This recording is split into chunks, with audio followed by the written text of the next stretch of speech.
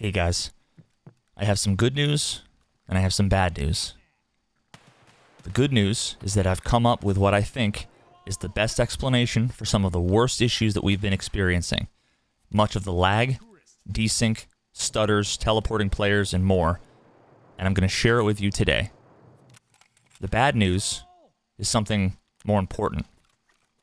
And that something is that you are not important. You aren't special. It's not all about you.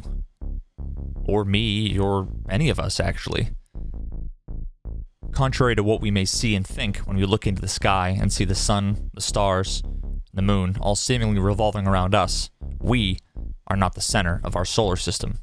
Now, although we can see the milky streak of light and dust that is our galaxy, appearing to surround us as it dominates a clear night sky, it doesn't change the fact that our modest little solar system is likely a mediocre inhabitant of the suburbs, the rural outskirts of our little slice of the cosmic neighborhood. Even though all of our measurements and observations of the expanding universe, distance, speed, direction, unanimously tells us that all the stuff in the universe is rapidly moving away from us in all directions, with us in the center, be careful what you conclude.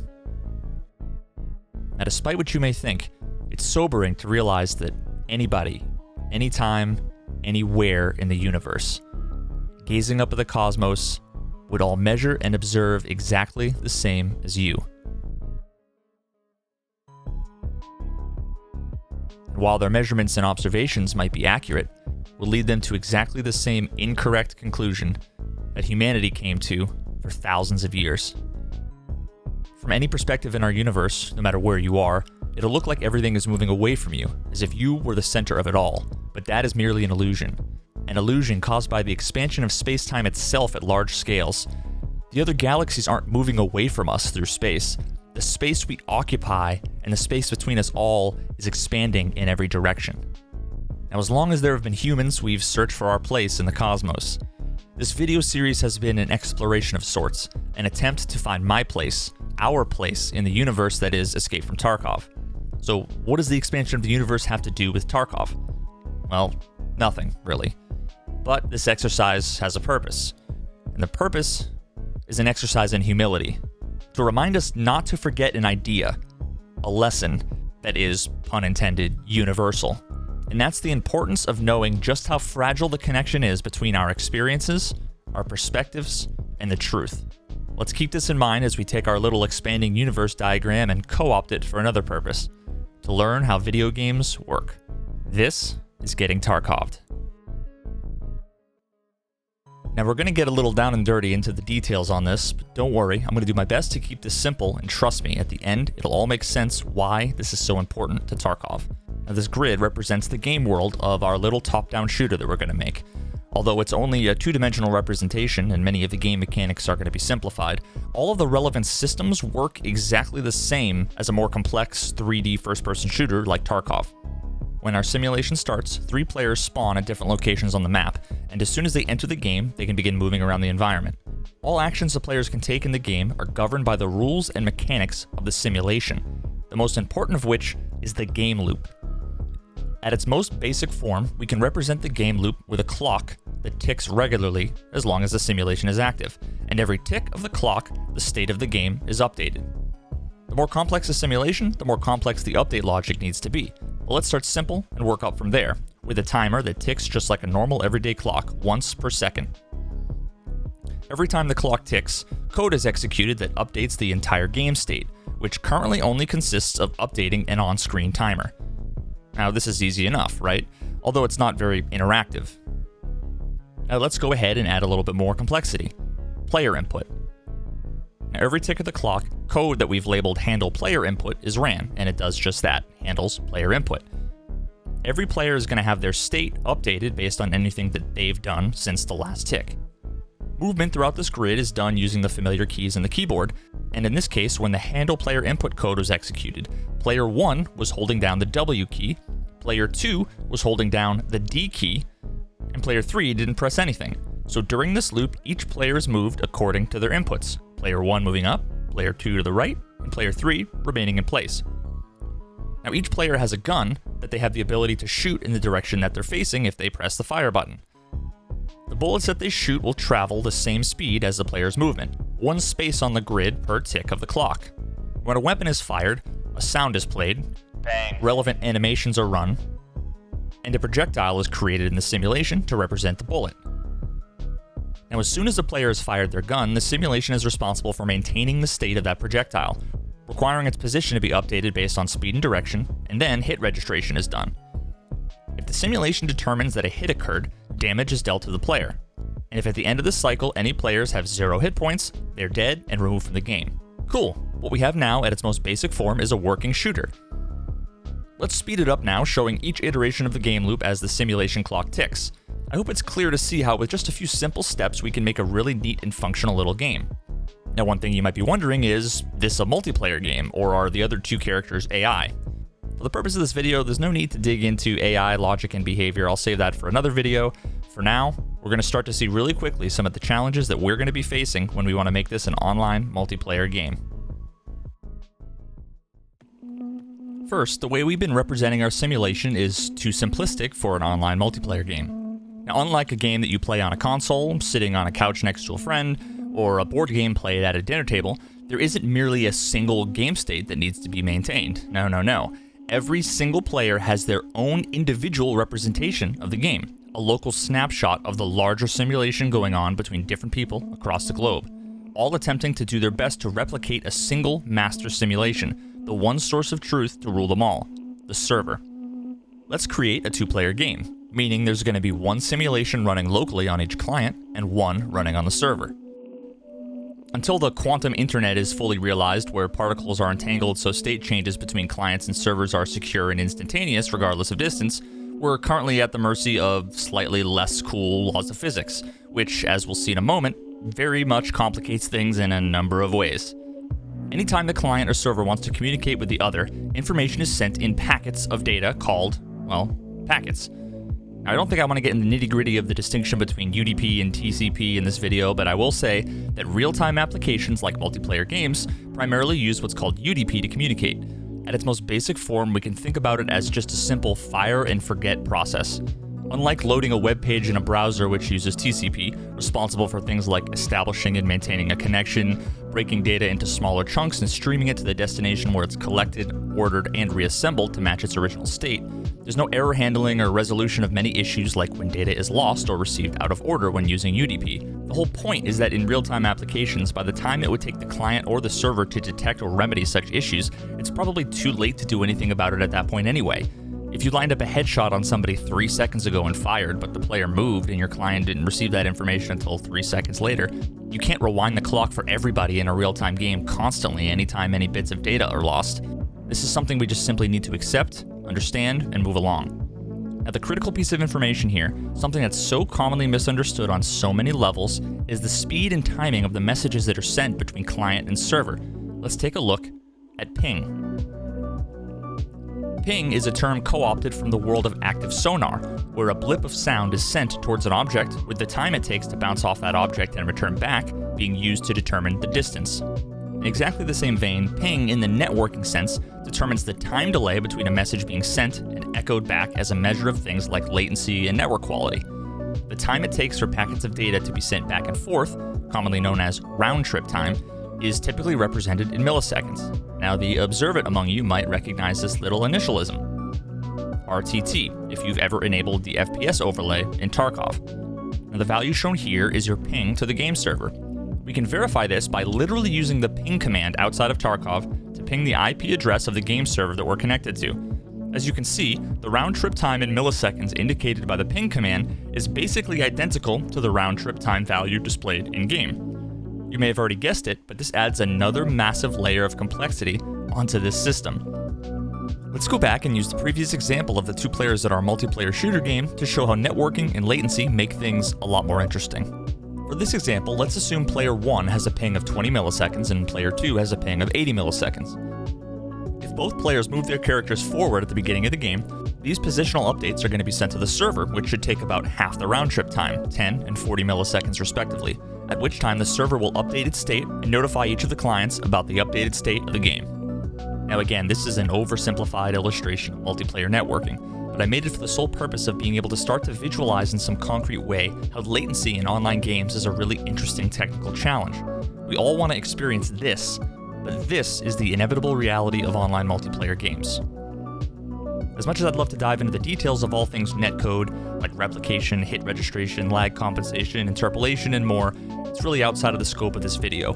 I'm going to throw up some links to some great videos that you should check out on these topics if you're interested in learning more.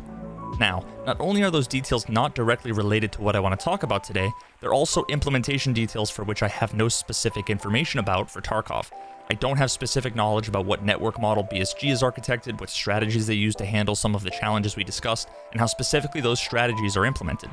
I've talked to a number of really intelligent and helpful people who I consider domain experts, from chatting with Chris over at Battle Nonsense and some of the smart folks in his Discord, to previous colleagues of mine from my software engineering history, and learned a ton about how these systems work, how they could work, how they theoretically work, how they can fail, some common pitfalls, and more. Without the details of BSG's server architecture and implementation, which I don't expect them to give me, there's not really a whole lot I can do outside of speculation. So why am I talking about it, and why was I so confident about thinking that I found a likely cause earlier? Well, there's actually quite a lot we can learn from paying close attention to the way Escape from Tarkov behaves. And with a bit of theory crafting and controlled experimentation, we can try to science our way into learning something about the troubles that we've been experiencing for quite some time. Now, I don't have the ability to get an outside perspective on the entire system that is Tarkov's netcode to understand the how and why, this inability being conceptually similar to my being unable to step outside of the universe to look down on the bigger picture. In both cases, all we have to work with is our own perceptions and measurements, our own experiences. But we can't forget that these perspectives are limited. They aren't the full picture, and they can be misleading. The more information we can collect, the more evidence we can compare, the more perspectives we can gather, all of these things allow us to converge on something that is increasingly closer to the truth. Let's take a look at some of these experiences now.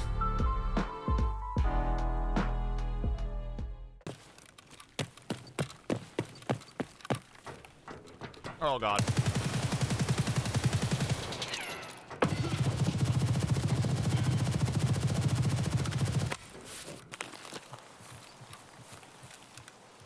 I don't know. We're under Cyber Rock? Okay, we're gonna wait. I'm getting a lot of people yelling at me. Not yelling at me, but discussing this. What the fuck, dude, is going on with... I'm gonna go ahead and say this out loud. I've never actually said this before.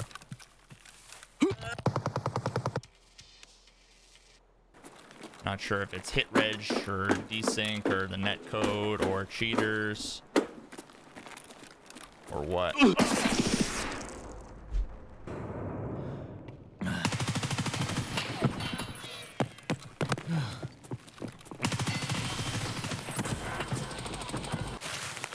Am I like moving smoothly for you? Yeah. So far. You're stuttering all over the fucking place. Really? But at the time I thought it was a player. Oh, I guess guys it's... out over by the yeah. rock. Same direction as the enemies, but further. Yep.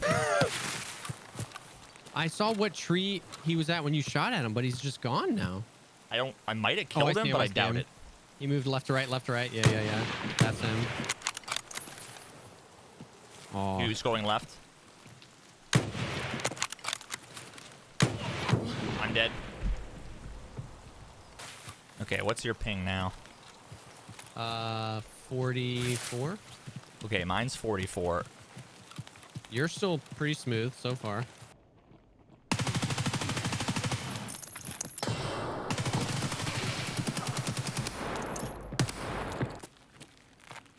Maybe your computer's allergic to Steam audio.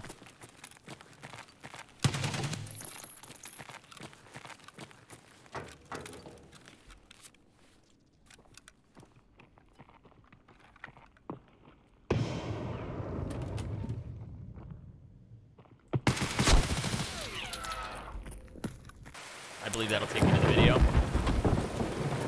Oh, shit! No, that's fine.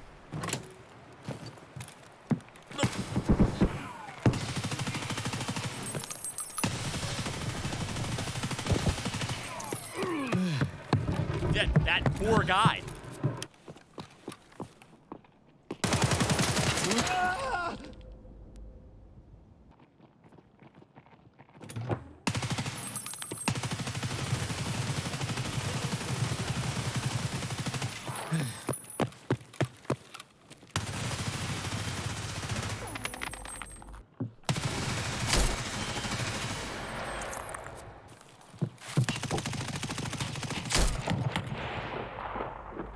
those things. Look at this. Look at this.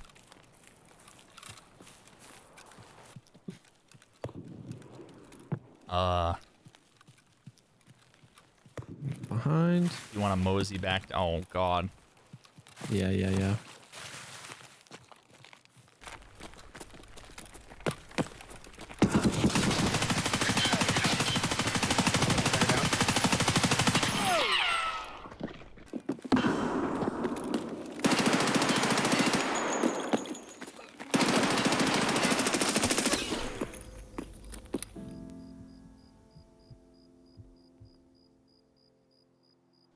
I know a lot of this footage looks familiar to you guys, and I know for some of you this is hard to believe, but I've got the footage to back it up.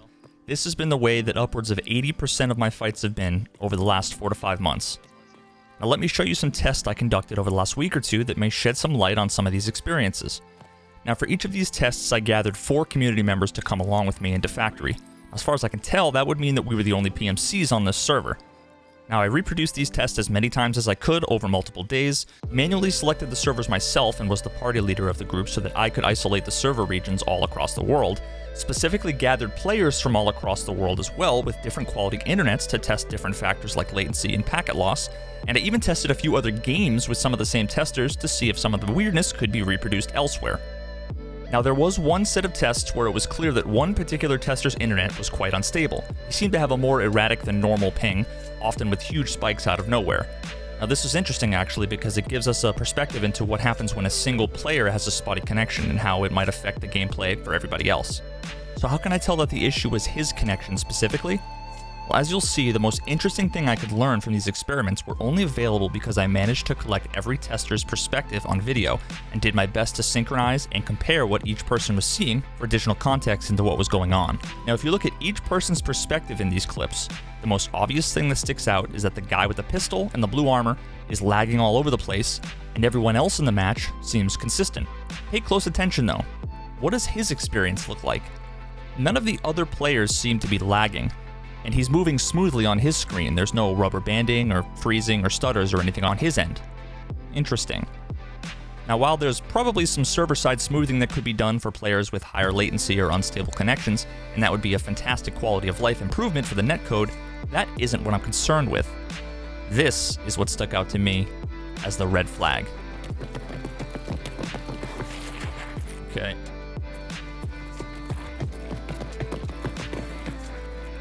Holy fuck, what was that? What just happened?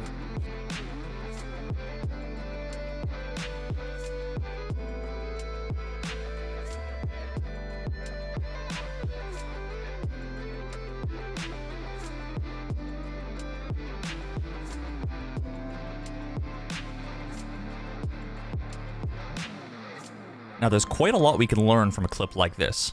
Firstly, it's more evidence on top of the other clips I've shown and some other information that we have that Tarkoved seems to be client authoritative in regards to movement. What does this mean? Well, it means that the client sends some combination of his position, movement input, speed, something like that to the server, and the server simply accepts it. Having anything be client authoritative, like hit registration, movement, anything like that, is widely frowned upon because trusting clients is risky and error prone. Let me play you a little excerpt from this video that you should check out by the developers of the game Lawbreakers. One of the senior devs named Nathan Wolf does a fantastic job explaining each of these different options and the trade-offs. So replication is one of the most challenging and most important aspects of developing a solid multiplayer shooter. Replication is really the technology that goes into transferring information about where players are and what they're doing inside of the multiplayer game. There's a couple different ways that you can approach replication. One is to have a client-side authoritative approach, and one is to have a server-side authoritative approach. And then there's kind of mixes in between there. So a client-side authoritative approach would be, I move around locally, and I tell the server everything that I do. And I'm like, hey, I just walked over here, now I'm standing over here. And then the server's like, okay, there's a lot of issues with that type of approach, because if you've got any kind of lag on your end, it may mean that other people just see you teleport or do just really weird stuff because you're just telling the server where you are. What we're doing is taking a server authoritative approach. So So the way that works is everything happens on the server. The server controls everything. What you do on the client is just kind of a simulation of what you think should be happening. So when you move forward and you tell the server what your input is. So when you fire, when you move, you see that feedback immediately. When the client and server disagree, the server needs to send back information to the client and say, hey, after you did this movement, you ended up here. And then the client looks at that, and the client actually keeps a history of all the moves that it did. So when it gets that information back from the server, it can be like, hey, when I did that movement, where did I end up? Is that the same as where the server was? And if it is, everything's cool. We just keep moving on. Simulation's perfect, and that's our ideal case scenario. If something happens, for example, you run into another player, an explosion goes off that the client didn't know about, and it impulses the client off to the side, and now all of a sudden the client's position is different from the server. The server has control. The server is authoritative, so the client now has to correct for that. So what it'll do is it'll rewind back through all of its history of movements. The client keeps a history of all that stuff, and it'll say, wait, what I ended up with after this movement is different than what the server did. So I need to correct and go back to where the server told me to, and then it'll actually re-execute all of the movement that it did in the meantime. The more I think back to my years of playing Tarkov, I can't think of any moments where I've experienced something like rubber banding, but I have seen lots of players running in place, jittering around the map, zooming at light speed as if they were a speed hacker, or stuttering in and out of doorways and down hallways in a firefight. Now, these can all be different forms of exploits, cheats, and all sorts of other stuff, but they're also indicative of an online game that has a client authoritative movement system. If a player's running in a straight line and they temporarily lose connection to the server, whether it's because of their own networking issues, whether it's connection issues with the server, whether it's routing issues for their ISP, or whatever, they would continue to run on their screen as if nothing was going wrong at all. They wouldn't even know there was an issue. Anybody watching this would see them running in place because their location updates that they were sending all along the way hadn't been received by the server. Now, they'd be running in place presumably because whatever their last status update was to the server said that they were running. So because the servers never received an update saying that they stopped running, they haven't stopped running, but they're not moving. And then all of a sudden, when either their packets made it to the server after a long delay or future updates were successful in the case of some temporary loss of connection, the server simply accepts their update or updates and effectively teleports them to where they are on their screen. Now, this can be totally innocent, or worst case, it can be abused by people manipulating their connections or using exploits or cheats like speed hacks. The server should recognize that they have network issues and either totally reject their updates, sending their client back to their last known location, or potentially even disconnect them from the game if it's bad enough. So, the first thing that we've learned here is that movement is client authoritative, which, at the end of the day, simply means that people with unstable or poor connections are disproportionately hurting the experience for everybody else. They might not know about it, and that's due to BattleState's implementation. Now, don't mistake this for people with higher ping. Someone with a constant 100 ping is going to be moving much smoother and therefore will be much easier to track and hit with your shots, compared to someone who has a lower on average ping but their connection is fucked and spiking up and down. Too many people are ignorant of the facts, jump to conclusions like, oh, that person's a ping abusing, peeker's advantage using scumbag, and blame them for all of their problems. Trust me when I say it's far more complicated and nuanced than you likely think. People with higher ping don't always have the advantage. The peeker isn't always the one who's going to win a fight. There's lots of cases where being the aggressor or having high ping can be detrimental to your success, but that's a discussion for another time. Now, the second and primary issue here is how many things are consistent about these big lag spikes, stutters, or whatever you want to call them. They're consistent in that they're experienced by everyone in the raid. They're consistent in that the way they affect the simulation, freezing all other players for exactly the same number of frames, their animations all matching perfectly in synchronization running in place. They're consistent in that all evidence points to them being far more common than we're aware. These happen constantly during all of my tests, not just once or twice. Every minute or two we experience one or more of these.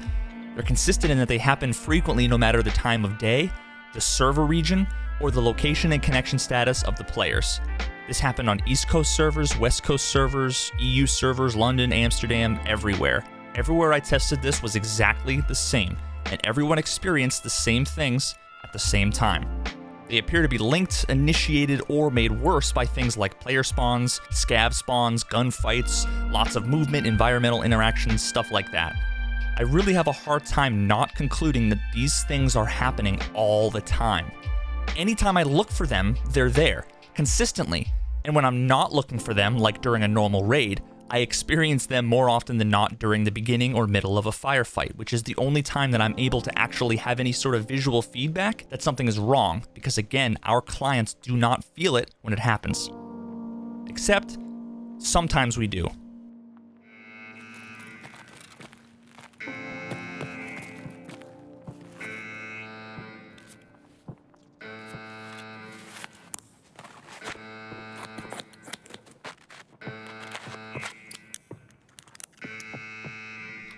We all know about the stutters coming and going on and off forever now. There's likely more than one cause, more than one kind of stutter, but all too often these network-related hiccups are experienced hand in hand with stutters. Now why would that be? Again, I can only really make an educated guess, but here's where I want to turn our attention to this magic number, PlayerRTT. Now, the true meaning of this number eluded me for so long. I had so many ideas, heard so many rumors and theories. The thing is, this number seemed like it might hold the key to what was going on, because in nearly all of my clips, if I had my FPS overlay up, you could see stutters and desync accompanied by a higher than normal spike in PlayerRTT. The most common answer people gave was something like it's the highest ping of all the enemies visible to you on the server, or various versions of that. Now this was quickly debunked when we all got into Factory and were able to see that not only did the displayed PlayerRTT value not match any of our pings, but it was also different for everybody in the raid. It appeared to be at least partially unique. Falling down the rabbit hole a bit further than I intended, I ended up coming across some partially deobfuscated code that was relevant to this mystery. Now, after exploring that a bit and doing a bit more research, I had a theory that PlayerRTT was the sum of two factors: your client's RTT, or ping, as we discussed before, but also the time it takes the server to process specific events that have occurred. Now, a simple example would be that if at time 0 you took a step forward, you'd send that event to the server. Later, you'd be sent back an updated batch of data from the server, which would include information about the events it had processed since then. And from that, the client would be able to determine what is functionally the total time it took between sending the event, the server processing it, and it returning back to you. So in that example, if your ping was 30 and you took a step forward, sending all the info to the server and getting back a related event 50 milliseconds later, your PlayerRTT would be 80. Now, my first step to verify this was to look at all my clips to try to falsify this hypothesis in some way. For example, if PlayerRTT was ever equal to or less than RTT, that would contradict my hypothesis. We should always expect it to be affected by RTT, so if there's a big spike in RTT, PlayerRTT should always increase by about the same amount. Now, after ensuring my theory didn't disagree in any way with the data I had gathered, I decided to ask the man himself. Well, okay, I guess that was easier than I expected. So this immediately brought a few ideas to mind. One, if these stutters were highly correlated with a disproportionate spikes in PlayerRTT compared to RTT, then that means something on the server side is taking too long, whether it's issues with threading, dispatching events like player movement off onto a queue to be handled asynchronously when they should probably be done synchronously. Maybe they're blocked by all sorts of less pressing tasks, or even memory-related issues like fragmentation or garbage collection. Who knows?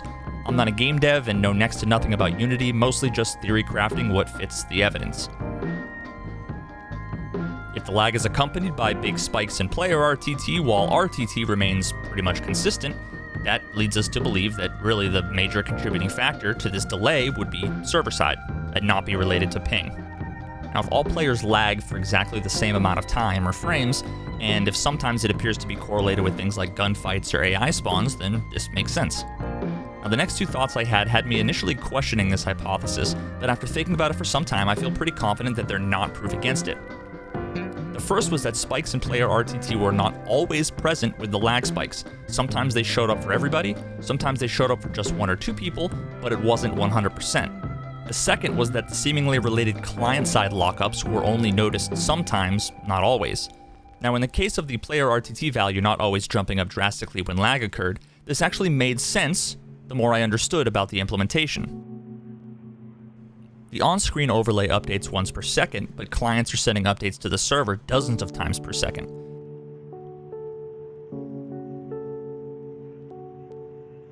Now, this overlay gets its data, at least partially, from a queue full of pairs of data called tuples.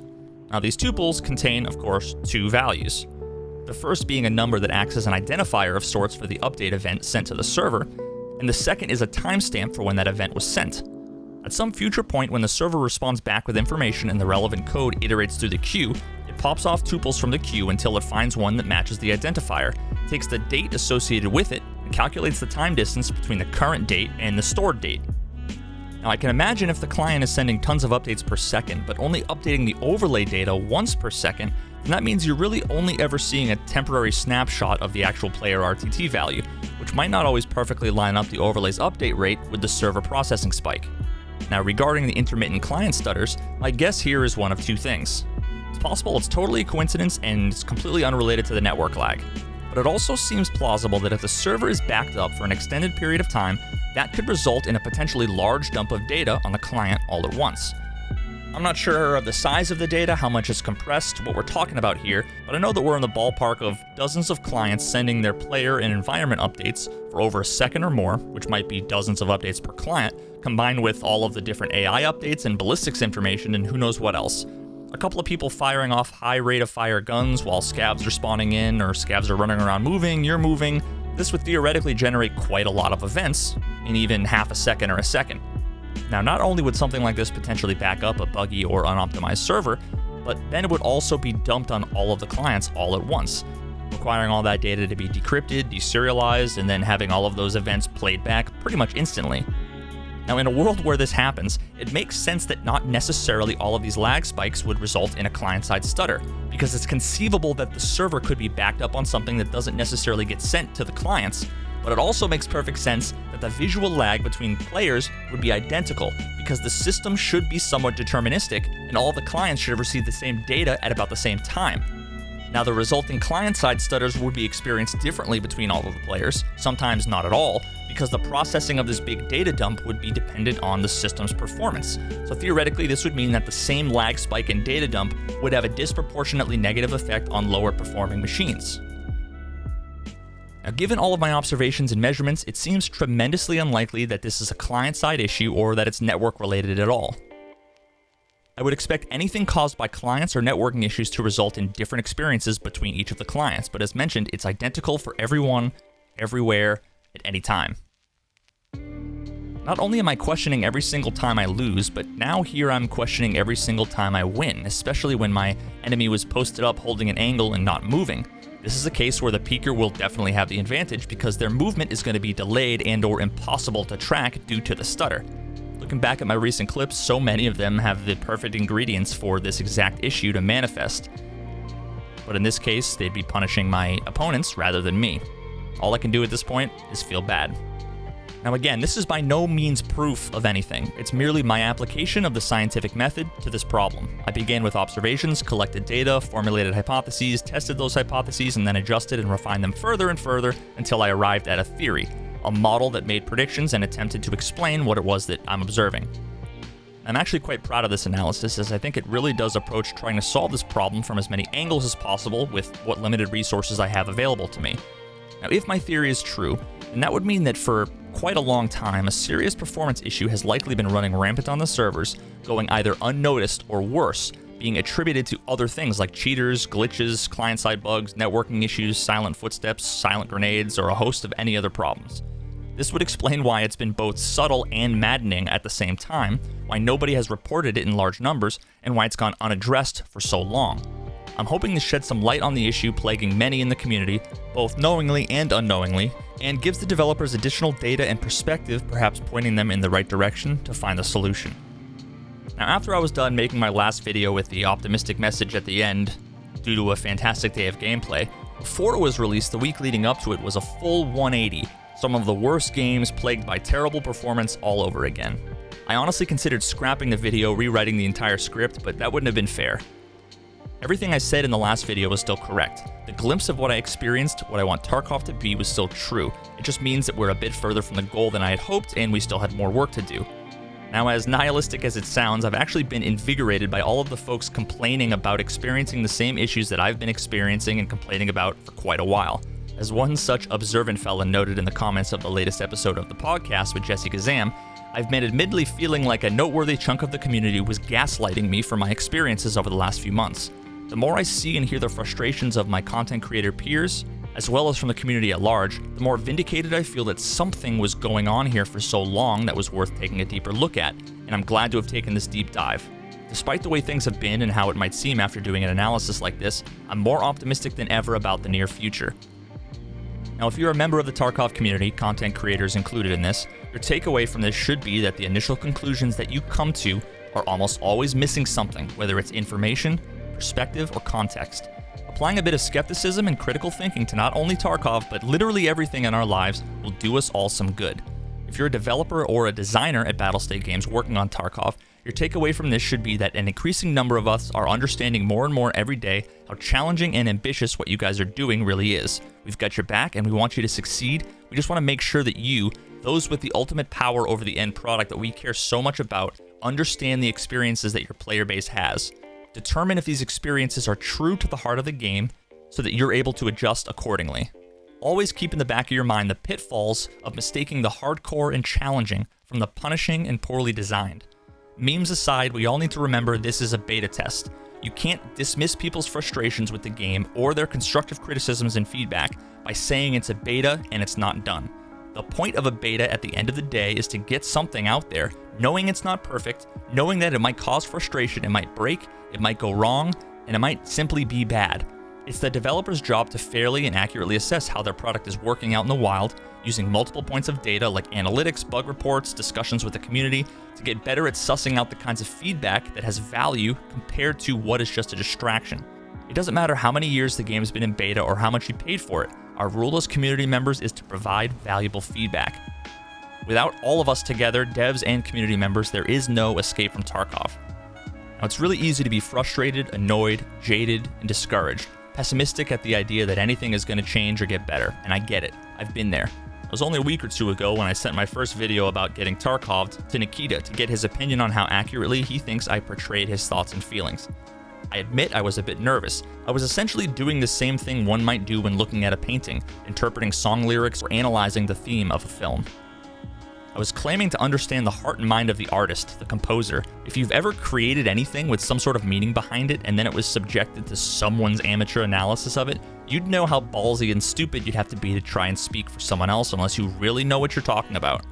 I'd say my last video was a combination of having some idea what I'm talking about, getting a bit lucky, accidentally happening across meaning that I never realized was there.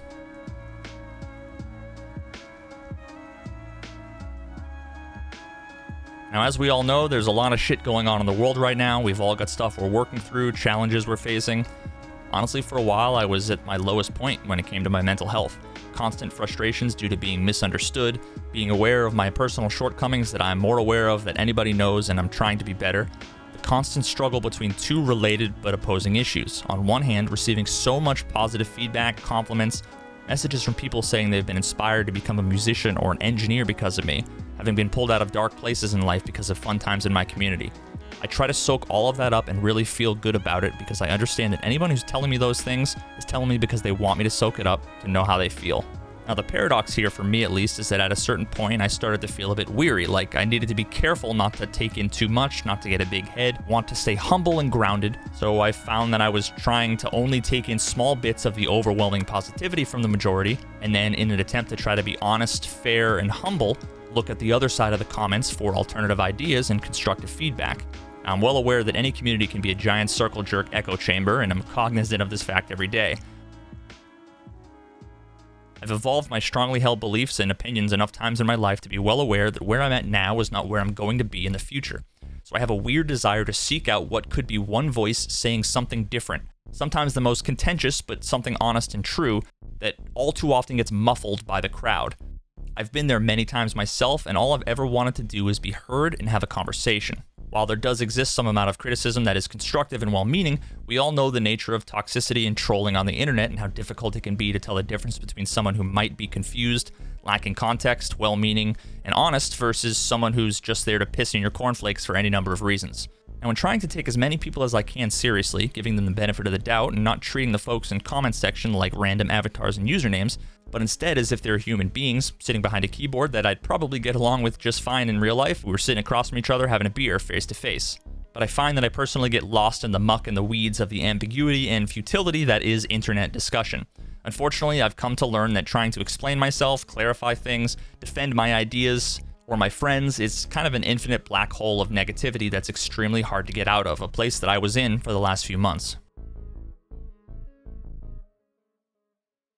Waking up every day over the last few weeks to see the community's response to my last 2 videos has been a breath of fresh air. Now to top it all off, reading Nikita's personal response to me about my first video, it was like a weight lifted off my shoulders for more than one reason. First, knowing that I encapsulated his thoughts and feelings accurately was extremely important to me. The only thing worse than not being heard is being misunderstood. But second, his follow-up message was all the proof I needed to be encouraged that Nikita gets it too. Remember last time when I described the ultimate Tarkoved experience? No cheaters, no bugs, just you against the other players? I can't take credit for this. This was actually straight from Nikita himself. He knows what he wants, and he's on the right track. We just need to do our best to help him and the devs stay on the right track, look for solutions to the real problems in the right places, and be understanding that good engineering takes time. It'll never be perfect, and it's unfair of us to expect that. All we can hope for is that his vision remains intact, they remain focused on their mission, and don't get distracted by negativity, toxicity, and willful ignorance from a small portion of the community, instead shifting their focus onto constructive feedback and informed ideas. And that's another weight off my shoulders having dumped this theory on you all, finally getting it out there. I hope you found it entertaining, enlightening, interesting, and hope it leads to better things in the future, even if I'm wrong. I just want to say thank you again to everybody in the community and the developers for your support. You guys are awesome. Peace.